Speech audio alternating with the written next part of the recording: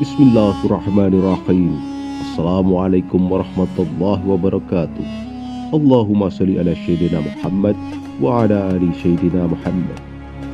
Sahabat Risalatul Naba yang dimuliakan Allah, dari Ibnu Asakir rahimahullah meriwayatkan hadis dengan sanadnya dari Anas bin Malik radhiyallahu anhu yang berkata bahwasanya Rasulullah Shallallahu alaihi wasallam bersabda, Yusuf dan ibunya Sarah diberikan setengah keindahan, tampanan dan kecantikan. Ibnu Asakir juga meriwayatkan hadis dengan sanadnya dari Rabi'ah al-Juraisi yang berkata bahwasanya keindahan, ketampanan dan kecantikan dibagi menjadi dua. Satu bagian untuk Sarah dan Yusuf, satu bagian lagi untuk seluruh manusia. Riwayat lain juga diceritakan Ibnu Abbas radhiyallahu anhu yang berkata bahwasanya Allah Azza wa Jalla membagi keindahan, ketampanan dan kecantikan ke dalam 10 bagian.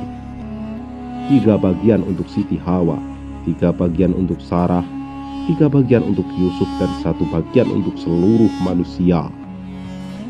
Dari hadis tersebut tergambarkan bahwasanya Sarah adalah wanita paling cantik di dunia dan wanita yang mempunyai kecemburuan paling besar terhadap suaminya, yaitu Nabi Ibrahim alaihissalam.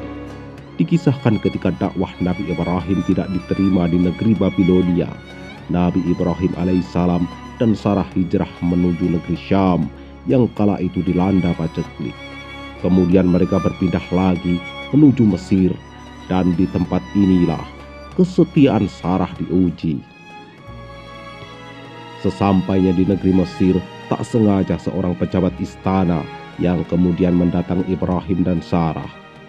Karena melihat kecantikan parasnya, sang pejabat menyukainya.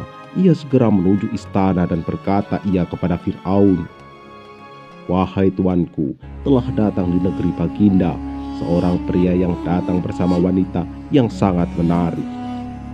Kecantikannya tak ada yang menandingi. Wanita seperti itu layak menjadi pendamping Baginda." Mendengar kabar tersebut, Fir'aun segera mengutus prajurit untuk mengundang Ibrahim alaihissalam ke istananya. Fir'aun adalah raja yang sangat zalim. Dirinya rela melakukan apapun untuk mendapatkan wanita yang dikehendakinya, yaitu Sarah. Jika mendapati wanita itu telah bersuami, dirinya pun tak akan segan membunuh Nabi Ibrahim alaihissalam untuk merebut Sarah. Dikisahkan dalam pertemuan itu, Fir'aun bertanya kepada Nabi Ibrahim, "Siapakah wanita itu, wahai pria asing?" Ibrahim pun menjawab, "Ketahuilah bahwasanya ia adalah saudariku." Mendengar jawaban tersebut, Fir'aun melepaskan Nabi Ibrahim alaihissalam dan memerintahkan agar Sarah segera dibawa ke istana dan memerintahkan untuk mendandaninya. "Kemudian bawalah dia kepadaku agar aku dapat melihat keindahannya." Nabi Ibrahim alaihissalam pun pulang menemui Sarah istrinya. Kemudian berkatalah ia kepadanya, "Sesungguhnya penguasa zalim Fir'aun telah bertanya kepadaku tentang dirimu, wahai istriku. Lalu aku memberitahu kepadanya bahwasanya kamu adalah saudara perempuanku. Janganlah engkau memberitahukan tentang kebohonganku kepadanya, karena sesungguhnya di dalam kitab Allah kamu adalah saudara perempuanku." Kemudian Sarah mendatangi istana Fir'aun. Pelayan istana telah menyiapkan segala kebutuhan hingga menyiapkan pakaian yang begitu indah. Perasaan Sarah teramat sedih.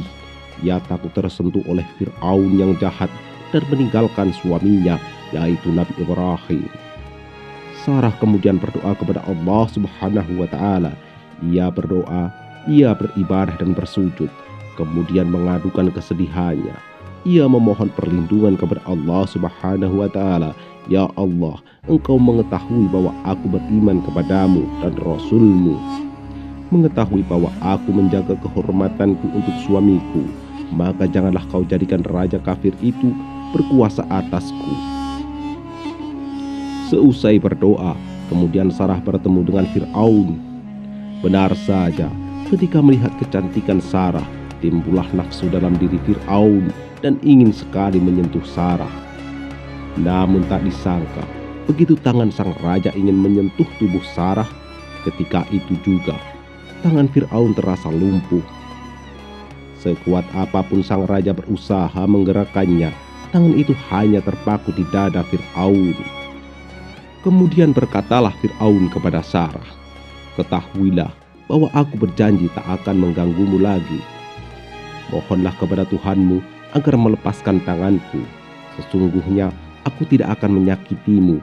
Sarah kembali berdoa, "Ya Allah, jika benar yang ia katakan, maka lepaskanlah tangannya." Allah Subhanahu wa Ta'ala mengabulkan doa Sarah. Ketika itu tangan sang raja pun terlepas dan ia sembuh dari kekakuan tubuhnya. Namun Fir'aun adalah berhati iblis yang penuh tipu muslihat. Ia pun mengingkari janjinya dan kembali mendekati Sarah ketika tangannya dapat digerakkan kembali. Kejadian yang sama pun terulang hingga 3 kali. 3 kali sang raja berusaha menyentuh Sarah, 3 kali pula tangan dan tubuh Fir'aun tak dapat digerakkan. Sang raja akhirnya menyerah. Dia justru ketakutan dengan kemampuan Sarah yang begitu kuat membentengi diri. Fir'aun malah menuduh Sarah adalah makhluk halus serupa setan yang melakukan tipu daya. Fir'aun segera memanggil pengawalnya dan berkata, "Ketahuilah bahwa kau tidaklah membawa seorang wanita, melainkan membawa setan kepadaku." Sarah akhirnya dikembalikan ke rumahnya. Namun sebelum pulang, raja memberikan hadiah berupa budak yang cantik kepada Sarah. Budak itulah bernama Siti Hajar. Kemudian tibalah Sarah di rumah bersama budak cantik pemberian sang raja. Lalu bertanyalah Ibrahim kepada Sarah, apa yang sebenarnya terjadi? Sarah menjawab bahwasanya Allah telah menolak tipu daya seorang raja kafir dan ia memberiku seorang pelayan wanita. Dialah bernama Siti Hajar. Sahabat Risalatun Naba yang dimuliakan Allah, bukanlah tanpa alasan Allah Subhanahu wa Ta'ala menjaga Sarah. Dia adalah sosok yang taat beribadah. Kedekatannya kepada Allah Subhanahu wa Ta'ala dimulai sejak dirinya beriman hingga ajal menjemput. Dikisahkan Sarah pun menjadi salah satu perempuan yang mendapat rahmat pada masa tuanya. Ketika berusia 90 tahun, ia mengandung Ishak alaihissalam, sebuah kehamilan yang hanya bisa terjadi lewat kuasa Allah. Sahabat Risalatun Naba yang dimuliakan Allah, demikianlah kisah ini. Semoga bermanfaat. Wabillahi taufiq wal hidayah. Wassalamualaikum warahmatullahi wabarakatuh.